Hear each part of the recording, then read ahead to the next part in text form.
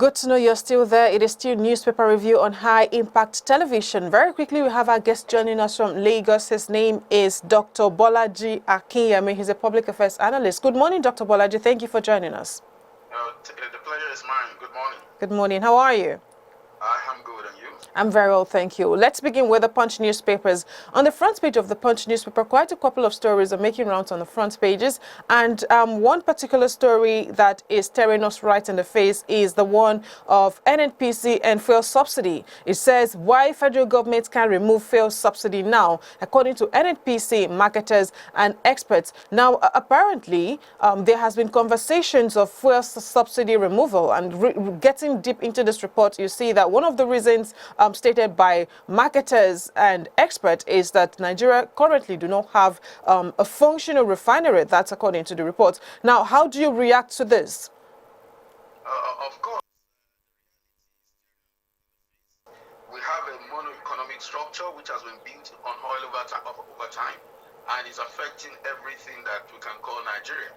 Our economy, our life, everything is built around it. And one of the promises that this government made before they were voted in is the fact that they're going to diversify the economy. But we see how well they have done in that area. And the challenges ahead is obviously that they need to respond to what they're faced with, which is non-availability of fund. And the only thing they can do is to go back to what we have, which is the oil. And that is the challenge they have facing.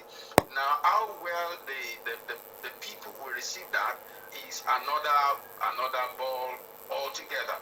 And the reaction we are seeing, of course, is the unreadiness of the people to entertain further pressure coming from government by way of funding things that the government have to do. Okay, now what we can do right now is move away from this fuel subsidy story, because it is not a conversation that is likely to end anytime soon, but we're hopeful. Let's look at what the future would bring, and of course the conversations from the federal government. Well, away from that story, still on the Punch newspaper, we have the story. It says presidency, Dopsy Mark backs North, Tinubu says restructuring is a must. Now, the conversation is not particularly focused on Tinubu right now. It's focused on the restructuring. Now, you're familiar with the conversation of restructuring that has been on in Nigeria for a pretty long time. Do you think that breaking out is a way forward right now in Nigeria? My dear, I appreciate your getting us to talk away from personality and focus on issues, which is restructuring. But we must also look at the person who has spoken and what he has said.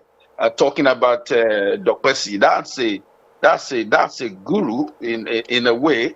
But unfortunately, the problem we have in the Nigerian society. Let me quote Kofi Annan here. Okay. Kofi Annan said 2 people can damage a society: the one who knows and doesn't talk, and the one who doesn't know and talks. Now, where do we place Dr. Dokpesi? Because Dr. Dokpesi is neither here nor there. No, we're not focusing on them right now. We're focusing on restructuring. Well, I do appreciate that. Talking about restructuring, me and you know that the only thing we can do now is to restructure. There's no solution to this country. I don't know. You just said you and I know. I don't know, because that may not be my standpoint, but continue. Except you want to live in pretense. There's no other way forward other than for us to restructure. The reason why we're having all of the tension and all the pressure that we're having now, and all of the games and the gimmick that is coming from the political elite, is because the only thing we should do is what we are avoiding to do, which is to restructure. We just have to restructure if the country called Nigeria will continue to exist. There's just no shortcut to it.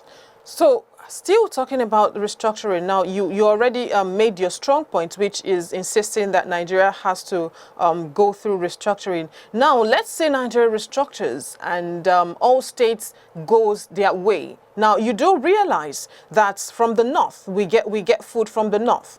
Don't you think that at the point where restructuring starts, don't you think that there might be some form of discrimination and hatred at that point? Because most persons would want to, persons might want to go back to their states. because this restructuring might demand that. Don't you think that citizens of Nigeria, don't you think that Nigerians might suffer for this? Restructuring is not going our way. Restructuring is being ourselves and bringing things to the table and making contribution to the nation. That is what restructuring is. Restructuring is not secession. And the reason why the secession agenda is taking the center stage today is because people are trying to shut down the voice of reasoning calling for restructuring. That we must separate the two. You know, I am not for the secessionist agenda. I am saying that we have to restructure Nigeria. It must be a federation. Every unit must have control of their resources and then make contribution to the center. Okay, like you've said, you because I wanted to be sure you didn't mean breaking away, because since you just said that restructuring has nothing to do with breaking away, because a lot of persons would actually talk about breaking away and restructuring. So it's better that we already established that fact, and I get you clearly. Let's move away from that story. Still on the Punch newspapers this morning, this one is on technology story, and it says that Facebook proposed future to nudge teens away from harmful contents. Now, for a while now, there has been conversations and speculations that content put out on social media most times harm teenagers. And I think it was last week, not I think, I read in the news that last week social media made plans to restrict people who are under 18 from getting access to some social media contents. Do you think that is a welcome development? It's a wise development. It's unfortunate that children have had access to some of the pornography that are flying in the social media, contents that are far above their intelligence and level to process. So it's a responsibility to keep them away from such. And so if Facebook as an organization is taking that decision, it's a welcome development. All right, that's great. Let's move away from that. Still on the Punch newspaper. No, this story is on the Vanguard newspaper. It said ASUP urges federal government and state to pay arrears of minimum wage. Now, just last week, we celebrated Teachers' Day, and of course, a lot of persons were saying that teachers' reward are no longer in heaven. They have to get their reward here on earth. And this morning, we're getting this report that they are actually urging federal government to pay arrears. Why are we still having conversations of payment of arrears? Well, having a conversation of payment of arrears because there is no funding. The government is stranded as we speak. Unfortunately, we still have to go back to the petroleum issue, because that is where funding will come for Nigerian government. And me and you know how bad the market has been for crude oil, which we call fossil oil. And the globalists are tending the world towards renewable energy, which you can source from wind and, of course, from other means. Now, we must understand that until we have a Pan-African leader who can think within the context of Africa and reposition in Africa, we will still continue to have issues with our economy, because the world will want to dictate the things that we can't do, and the world will always dictate to their own interest, which is what we're having when they say, okay, you have to move from fossil to renewable energy. Whereas the G8, the powerful, the G7 are all holding on to nuclear energy, which is the purest and the cheapest form of economy of energy, and will not allow the underdeveloped world, so to say, to have control of nuclear energy for the purpose of war and all that. But me and you know that the world is tending away from war and moving towards negotiation. And of course, if there's any war that the world is fighting now, is economic war. And this places the underdeveloped or the developing country at great disadvantage if they cannot harness their resources. So we need a Pan-African leader who will think away from the box, from the constraint that the globalists want to put us in, and then be able to dream big and find way out of our present economic predicaments. Talking about economic predicaments, now you've been following the story of the 2020-2022 budget as well as Nigerian borrowings. Now, would you say that at this time we should continue to borrow? Well, what do you do as an individual when you have bills to pay and you don't have income coming in? You have to borrow. It's unfortunate. It's not the thing for us to do, except the government is pragmatic enough and intelligently deploy themselves into how to generate additional resources on the emergency. The only option left is to borrow. So the question Nigerians are asking, do we have a payment plan? Well, whether you have a payment plan or you don't have a payment plan, it shows individuals do borrow money to survive. What we are going through now is survival. Nigeria is borrowing money to survive. So if we really want to talk about this, it has to be holistic. There is no way out until we have people who are cerebral enough to know that there are things we just must do now for us to be able to generate income and to give the economy a kick. And that has to do with thinking away from the global idea and coming local and thinking of what you can do within the context of what the grace that God has bestowed on us to quickly fix our economy. All right, let's move away from that business story to another one. Now, there has been series of unrest in the southeastern Nigeria, specifically in Anambra. There was intervention last week, but this morning we got reports or strong allegations from IPOB saying that politicians are responsible for the unrest going on in the southeast. Now, since the intervention happened last week, at least one other unrest was reported after the federal government sent some troops last week. Now, in your opinion, how, if you had the chance or the opportunity to do anything different, what would that be? Well, basically, if I have to do anything different, it will be based on intelligence. Unfortunately, the problem we have with the Nigerian society is lack of intelligence gathering, or perhaps the intelligence are gathered and the wrong intelligence is sent forward. How do I mean? Now, you have what you call Boko Haram in the north, you have banditry, and then they came down to the southeast and they call them the unknown gunmen. It's an insult to the intelligence community in this country that some persons are masquerading as unknown gunmen. So we need information from the intelligence community to know who are these unknown gunmen, or at least provide a lead. It is then I can now, if I'm privileged to be in a position to make decision based on intelligence available, I can now make such decision.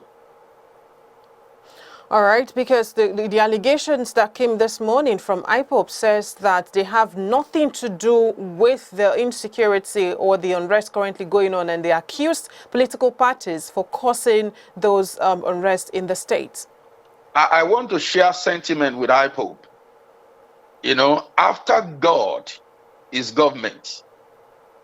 Unfortunately, Nigerians don't know how powerful it is when you say someone is government. After God is government. That same government smoked Nnamdi Kanu out of Kenya. That same government intercepted Igboho in Republic of Benin. These are domain outside Nigeria. Why is this government having problem letting us know who the unknown person is within the border of their territory?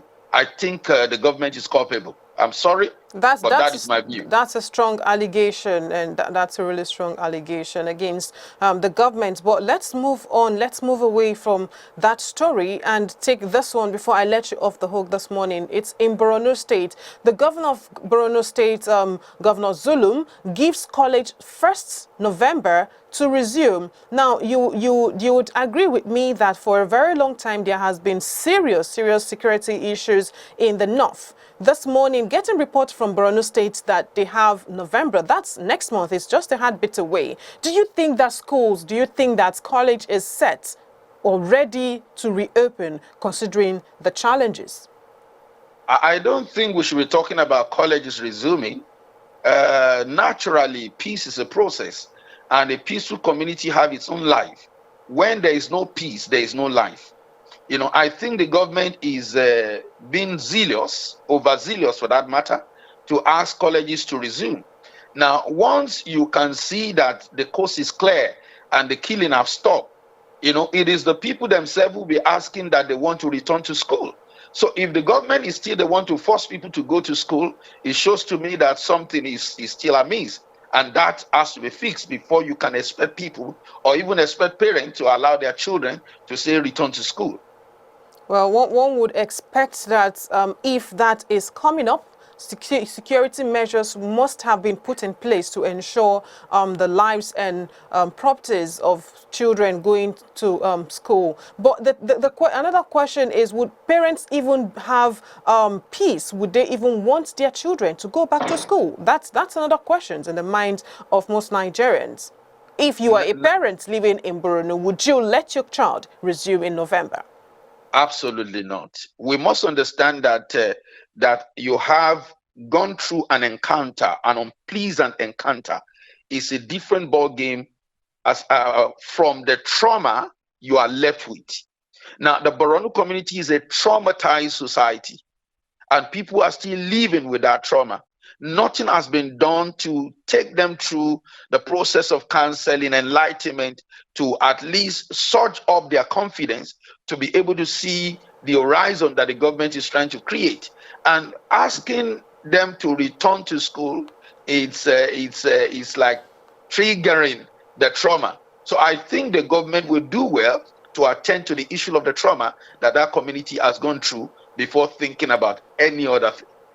All right, I can't let you off the hook. Definitely, today is Girl Child Day, and this one says nothing to celebrate. Our girls have been left behind, advocate laments. Now, the conversation of the girl child has been on for a very long time, for decades. It's International Girl Child Day. In your perspective, do you think that the girl child has been at least given a fair share in the society? Well, it depends on what you're talking about or what you are looking at when we use the word society. If you're talking about the global society, then we have to demarcate it. But within the context of the Nigerian society, the girl child is still grossly disadvantaged. Go to the north, go to the southeast, go to some of these places, even southwest. You still see that apart from among the elite family in the traditional community, the girl child is still grossly disadvantaged. I think the government need to take a holistic decision in this direction and bring in policies of administration that will give the girl child the required head start in life. But is this just about the government? Because I'm aware of some traditions in Nigeria that highly place disadvantages what's it called? The highly placed disadvantages on the girl child. Say, for instance, some families would take off the girl child outside their inheritance. That is, I'm sure that's not news to you. You are from the south, so that might not apply to you. But from the south, from the southeast, the girl child has almost, so I'm speaking because I'm from that area, and I see. Well, I am from Southwest, but I haven't said that. The truth of the matter is, I said earlier that after God is government, and if I'm talking about policies of government, it becomes imperative that if we must help the girl, that gender, the girl child, then the government must be alive to her responsibility. Now, how do I mean? There are policies that are anti-girl child development, and we can correct some of these by just simply putting the right policies in place. And if you have free education, for example, in the north for all children, irrespective of gender, and then it becomes a law and compulsory. I remember way back in those days in the southwest when Obafemi Awolowo declared free education for all southwest children. Okay. It was exclusive. It wasn't just for it was all inclusive. It wasn't just for the boy child. Okay. It was all for all children. And if you don't send your children to school, then you are liable. The government pick you up and charge you to court. and parents reluctantly send their children to school. Today, it's a gain of that society. I believe that the government have roles to play. Individual will just cooperate with whatever policy that structures society to be better and to be a tremendous advantage to the girl child. Thank you so much, Dr. Bolaji Akinyemi. Thank you for your thoughts and contributions. Always my pleasure. Always my pleasure. Have a great week. And you too. Yeah, bye-bye. Bye. All right, that was Dr. Bolaji Akinyemi, public affairs analyst, joined us from Lagos. If you've just joined us, you're late, but it's fine. It's Newspaper Review on High Impact Television. We'll take a breather. When we return, the show continues. Please stay with us.